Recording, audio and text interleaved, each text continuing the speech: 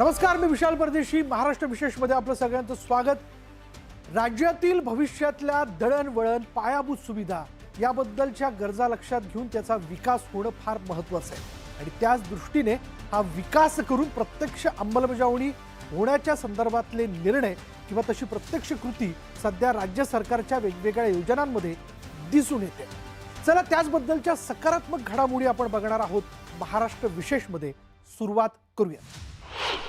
Metro 9चा Dahisar Kashigaon आणि metro 2B चा diamond garden मंडाळे या 2 टप्प्याचं मुख्यमंत्री देवेंद्र फडणवीस आणि दोन्ही उपमुख्यमंत्री एकनाथ शिंदे आणि उपमुख्यमंत्री सुनेत्रा पवार यांच्या हस्ते लोकार्पण झालं.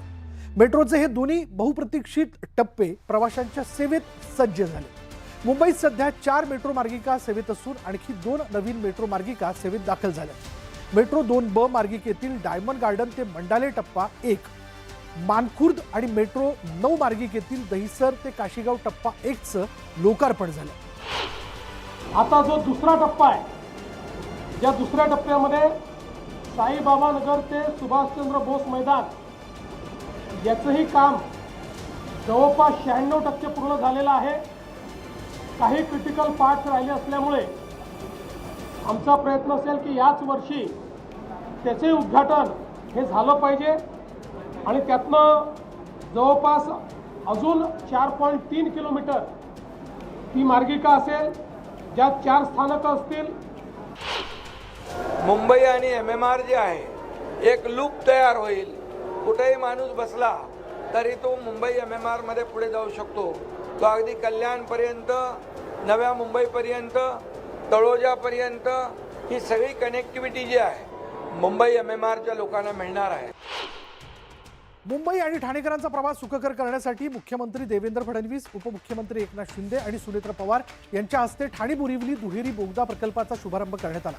हा प्रकल्प 11.84 किलोमीटर लांबीचा असून त्यातील 10.25 किलोमीटरचा मार्ग संजय गांधी राष्ट्रीय उद्यानाखालून बोगद्याच्या स्वरूपात जाणार आहे. या प्रकल्पामुळे सध्या लागणारा 1 तासाचा प्रवास अवघ्या 15 मिनिटांवरती येणार आहे. तसंच ठाण्यातील घोडबंदर रस्ते मार्गावरील वाहतूक कोंडी मोठ्या प्रमाणात कमी होणार आहे. मुंबई ठाणे नाशिक कनेक्टिव्हिटी सुलभ होईल. उद्यानाच्या खालून 2 समांतर रस्ते बांधले जाणार असल्यानं पर्यावरणाचं रक्षण करत वेगवान प्रवासाची सोय उपलब्ध होणार आहे. जागतिक आरोग्य दिनानिमित्त ग्रामीण भागातील आरोग्य व्यवस्था सक्षम करण्यासाठी मुख्यमंत्री देवेंद्र फडणवीस यांच्या हस्ते माझं गाव आरोग्य संपन्न गाव या महत्त्वाकांक्षी अभियानाचा शुभारंभ करण्यात आला. याप्रसंगी उपमुख्यमंत्री एकनाथ शिंदे, उपमुख्यमंत्री सुनेत्रा अजित पवार आणि आरोग्यमंत्री प्रकाश आंबेडकर उपस्थित होते. या अभियानांतर्गत केवळ उपचारांवरच नव्हे तर स्वच्छता, शुद्ध पाणी आणि पोषणासारख्या प्रतिबंधात्मक उपायांवर विशेष भर दिला जाणार आहे. राज्यातील नद्यांमधील वाढतं प्रदूषण रोखण्यासाठी पर्यावरण आणि वातावरणीय बदल यासाठी पर्यावरण मंत्री पंकजा मुंडे यांनी महत्त्वपूर्ण पाऊल उचललंय. केंद्राच्या नमामि गंगा अभियानाच्या धर्तीवर महाराष्ट्रातील नद्यांची तपासणी करण्यासाठी ऑनलाईन यंत्रणा उभारण्याचे निर्देश त्यांनी दिले. या नवीन प्रणालीमुळे नद्यांमधील प्रदूषणाची रिअल टाईम माहिती मिळणार आहे. मंत्रालयात झालेल्या बैठकीत मुंडे म्हणाल्यात की गंगा नदीच्या स्वच्छतेसाठी जी पद्धत वापरली जाते त्याचा सखोल अभ्यास करून तसाच अहवाल सादर करावा. आगामी नाशिक त्र्यंबकेश्वर सिंहस्थ कुंभमेळा जागतिक स्तरावर भव्य दिव्य करण्यासाठी राज्य सरकारने 35,000 कोटी रुपयांच्या विकास कामांचा संकल्प केला. नाशिक इथल्या अखिल भारतीय संत समितीच्या बैठकीत मुख्यमंत्री देवेंद्र फडणवीस यांनी ही माहिती दिली. कुंभमेळ्याच्या सुनियोजित व्यवस्थापनासाठी सरकारने प्रथमच कुंभमेळा प्राधिकरण स्थापन केलं असून भाविकांच्या वाढत्या संख्येनुसार पायाभूत सुविधांचं नियोजन केलं जातं. गोदावरी ही निर्मल वाहिली पाहिजे, ती अविरल वाहिली पाहिजे. हे जे काही आपण काम हातात घेतलं आहे, घाटांचं विस्तारीकरण आपण हातात घेतलेलं आहे, या सगळ्या गोष्टींची माहिती आणि कुंभमध्ये एकूणच आपण काय करणार आहोत याची माहिती पण दिली. भारतरत्न डॉक्टर बाबासाहेब आंबेडकर यांच्या 14 एप्रिल रोजी होणाऱ्या 135व्या जयंतीच्या निमित्ताने राज्य शासनातर्फे भव्य सोहळ्याचं आयोजन करण्यात आलं.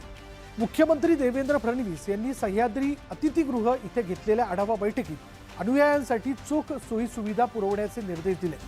वाढत्या उन्हाच्या पार्श्वभूमीवर चैत्यभूमी परिसरात पिण्याचं पाणी, सावलीसाठी मंडप आणि दादर स्थानकापासून विशेष बस फेऱ्या उपलब्ध केल्या जाणार आहेत. यानंतर महाराष्ट्र विशेषमध्ये इथेच थांबणार आहोत. पहा फक्त न्यूज 18 मराठी.